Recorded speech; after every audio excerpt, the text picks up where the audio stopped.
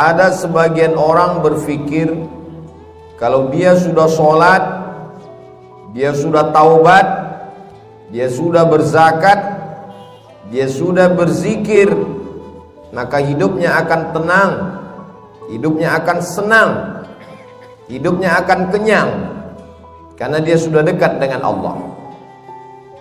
Tapi kemudian setelah dia berhijrah, bertaubat, zikir dan sholat, ternyata rezekinya tidak lancar. Lalu kemudian hidupnya penuh dengan kesulitan dan kesusahan. Muncul bertanya-tanya dalam hatinya, mana keadilan Tuhan? Tidak sedikit manusia modern yang awalnya buat dosa maksiat, lalu kemudian bertaubat, kembali lagi, bahkan menjadi, na'udzubillah, menjadi lebih jahat dari sebelumnya. Ini semua berawal dari salah berpikir. Orang yang salah berpikir nanti dia akan salah bicara. Setelah itu dia akan salah berbuat, salah bertindak, salah beramal. Maka dalam Islam kita diajarkan untuk benar dalam berpikir. Kalau kita sudah hijrah, sudah taubat, sudah sholat, sudah zikir, sudah zakat, bukan berarti ujian tidak datang menerpa hidup kita. Faksusil qasasa, sebutkanlah kisah-kisah para nabi itu. Sebutkanlah satu di antara nabi yang tidak ada ujiannya. Cerita tentang penyakit, tidak ada penyakit yang lebih dahsyat daripada penyakit yang dialami oleh Nabi Ayyub alaihi salam. Bercerita tentang ditolak jamaah, tidak ada nabi yang paling mengerikan ditolak oleh umatnya melebihi Nabi Nuh alaihi salam. Nabi Yunus juga demikian, sampai masuk ke dalam laut mereka campakkan dari atas bahtera, tenggelam dalam 3 kegelapan, gelap malam, gelap laut, dan gelap perut ikan. Bercerita tentang kesusahan dan kesulitan, diusir dari kampung halaman, dimusuhi oleh paman kandung, mereka lempar pakai batu, berdarah pelipisnya, retak giginya. Tidak ada yang lebih hebat daripada ujian Sayyidina wa Maulana Muhammad sallallahu alaihi wasallam.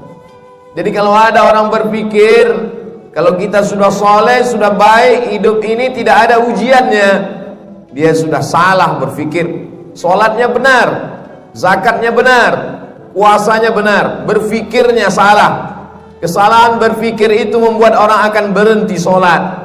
Tetangga saya yang tidak sholat, tidak pernah ke masjid, badannya sehat, rezekinya lancar, semua berawal dari kesalahan berpikir.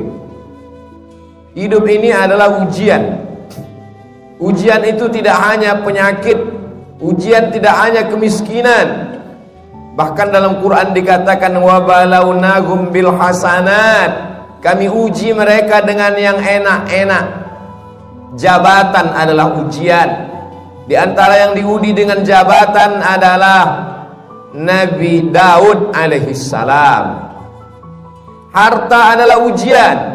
Di antara nabi yang diuji dengan harta adalah Nabi Sulaiman alaihi salam.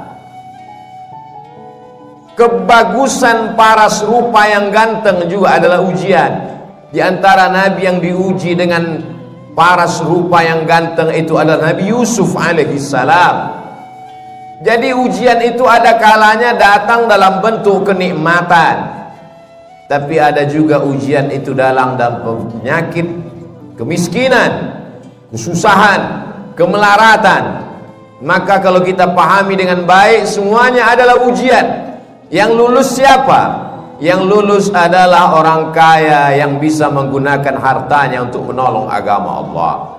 Yang lurus adalah orang yang punya kuasa, tapi sehari dipakai untuk berpuasa, sehari dipakai untuk makan. Itulah dia Nabi Daud. Ahabbus shaum ilallah shaumi Daud. Puasa yang paling disukai Allah, puasa Nabi Daud. Mengapa demikian? Walaupun dia berkuasa, tapi harinya dia bagi. Yasumu yauman, sehari dia berpuasa. Wa yuftiru yauman, sehari dia makan, sehari dia pakai untuk mengingat Allah, sehari dia pakai untuk mengatur rakyatnya, dan mengatur rakyat itu juga dapat pahala dari Allah Subhanahu wa ta'ala. Jadi kalau kita berpahaman, berpikiran benar, insya Allah apapun yang datang kepada kita, kita anggap sebagai ujian. Datang senang, ujian. Datang susah, ujian. Datang harta, ujian. Datang miskin juga ujian. Orang yang berharta lulus ketika harta itu tidak sampai ke dalam hatinya, hanya sampai di tapak tangannya. Dia hanya menerima, setelah itu dia kasih kembali. Terima kasih. Dia bangunkan ke pesantren, dia bangunkan ke masjid, maka dia lulus ujian harta. Orang yang miskin bagaimana lulus ujiannya? Dia bersabar, tapi dia tetap berusaha, berikhtiar. Ahlus sunnah wal jamaah tidak membiarkan diri dalam kemelaratan. Innallaha la yughayyiru ma biqaumin hatta yughayyiru ma bi anfusihim. Allah tidak merubah suatu kaum sampai mereka berusaha untuk merubah diri mereka sendiri. Gunakan potensi yang ada pada diri. Jalin silaturahim, buka usaha. Tetap tidak datang keuntungan, berarti sudah ditakdirkan Allah untuk bersabar. Orang kaya bersyukur, balasannya la in syakartum la azidannakum. Kau bersyukur, ku tambah nikmat.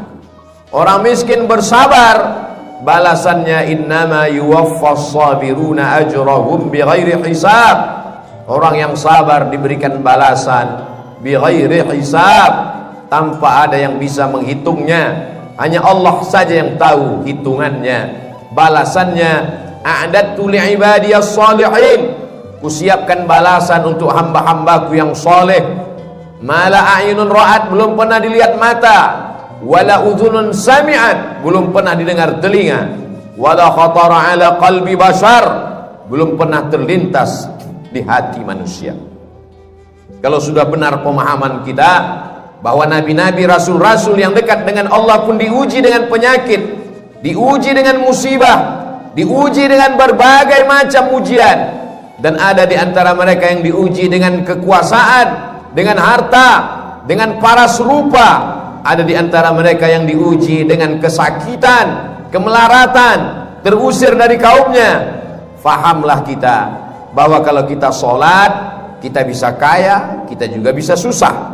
Kalau kita sudah hijrah, sudah taubat, kita bisa sehat, kita pun juga bisa sakit. Sehingga kalau sudah hijrah, sudah taubat, datang penyakit silih berganti, datang ujian, bisnisnya jatuh, sholatnya tidak berhenti, dia tidak merajuk, tidak ngambek, tidak marah kepada Allah, karena dia tahu Allah menguji aku. Liyabluwani, Allah sedang menguji aku. Aashkur, apakah aku bersyukur, am akfur, atau aku menjadi kufur kepada Allah Subhanahu wa ta'ala. Semua berawal dari kesalahan berfikir. Afala tatafakkarun, kenapa kamu tidak berfikir? Afala ta'qilun, kenapa tidak menggunakan akal pikiran? Tidak ada yang sulit bagi Allah Subhanahu wa ta'ala. Allah Maha Kuasa, fa'alul lima yurid. Dia berbuat sesuai kehendaknya, bukan kehendak atasannya. Dia tidak punya atasan. Wa huwa ala kulli syai'in qadir. Dia Maha Kuasa atas segala sesuatu. Tidak ada yang menguasainya. Tidak ada yang perlu membutuhkan proses waktu bagi Allah. Innama amruhu idza arada syai'an ay yaqula lahu kun fayakun. Maka ketika Nabi Ayyub alaihissalam makin parah penyakitnya, dia tidak mengeluh kepada Allah. Dia tidak mengatakan aku ini nabi, kenapa aku bisa sakit? Dia hanya berkata, Rabbi anni massaniyad-durru wa anta arhamur rahimin. Rabbi, ya Allah, anni, aku, massaniyad-durru, aku kena penyakit, wa anta arhamur rahimin, Engkau Maha Penyayang di antara yang sayang. Kalau kita teliti satu persatu doa Nabi Ayyub itu, tidak ada dia minta sembuh, Rabbi, ya Allah, anni, sesungguhnya aku, massaniyad durru, aku kena penyakit, wa anta arhamur rahimin, engkau maha penyayang di antara yang sayang. Lalu di mana kita yang meneteskan air mata hanya karena sesuatu yang belum ada apa-apanya dibandingkan Nabi Ayyub alaihissalam? Anaknya meninggal, kebunnya kering kerontang, hujan tidak turun, binatang ternaknya mati semua, malang tak dapat ditolak, untung tak dapat diraih, penyakit datang silih berganti. Imannya tidak berubah, dia malu meminta kepada Allah subhanahu wa ta'ala. Begitu juga ketika Nabi Yunus alaihissalam masuk ke dalam perut ikan, dia tidak ada mengeluh, dia tidak ada meminta kepada Allah, dia hanya berkata la ilaha illa anta subhanak inni kuntu minadh dhalimin. Sekarang kita teliti satu-satu perkata doanya itu. La ilaha, tiada Tuhan, illa anta, melainkan engkau, subhanak, maha suci engkau, inni, sesungguhnya aku, kuntu minadh dhalimin, aku termasuk orang yang zalim. Tidak ada dia minta keluarkan aku dari perut ikan ini, ya Allah, aku ini nabi, kenapa aku terusir dari kampungku? Mengapa aku ketika diundi di antara para penumpang kapal, kenapa namaku yang keluar sehingga aku yang terbuang? Kenapa aku ditelan ikan? Tidak ada. Dia hanya berkata la ilaha illa anta subhanak inni kuntu minadh dhalimin. Mereka adalah orang-orang yang sudah putus hakikat tauhidnya. Bagi mereka diikuti umat dengan tidak diikuti sama saja. Antara senang dengan lapar sama, karena yang memberikan kenyang juga dia, yang memberikan lapar juga dia. Hari ini begitu banyak orang yang berkata alhamdulillah ketika kenyang, lupa kepada Allah saat lapar. Atau ada juga terjadi sebaliknya, waktu lapar ingat Allah, setelah kenyang lupa kepada Allah. Yang kau minta saat kau susah, dia juga yang kau minta saat kau lapar. Yang kau minta saat kau senang, dia juga yang kau sembah saat kau susah. Allah, qul huwallah, dialah Allah. Tidak ada Tuhan baik, tidak ada Tuhan jahat. Seperti mereka yang mengatakan ada Tuhan yang baik, ada Tuhan yang jahat. Banyak sekali Tuhan-Tuhan yang disembah.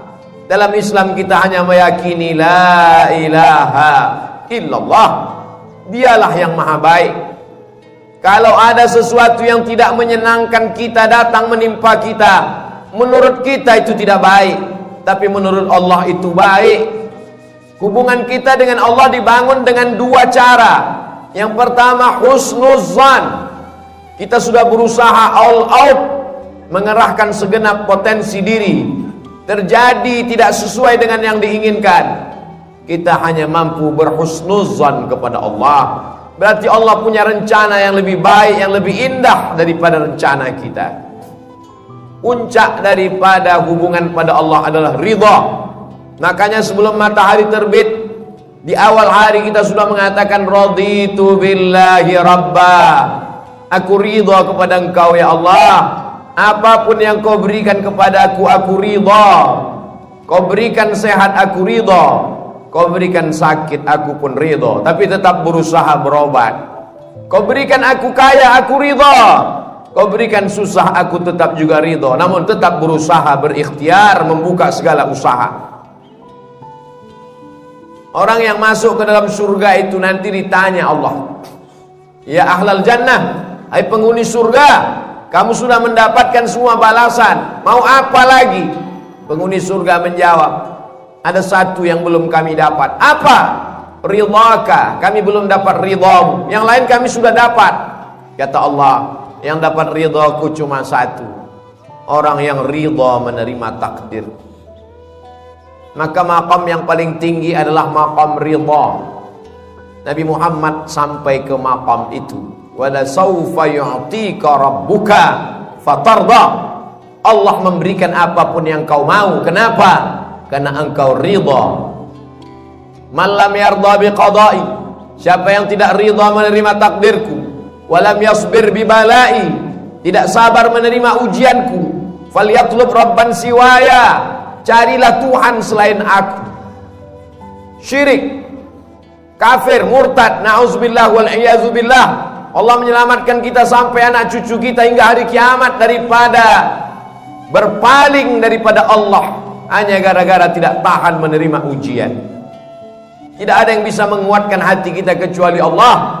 Wasta'inu, minta tolonglah kepada Allah, bisabri, dengan banyak-banyak sabar, wassalah, dengan banyak-banyak salat.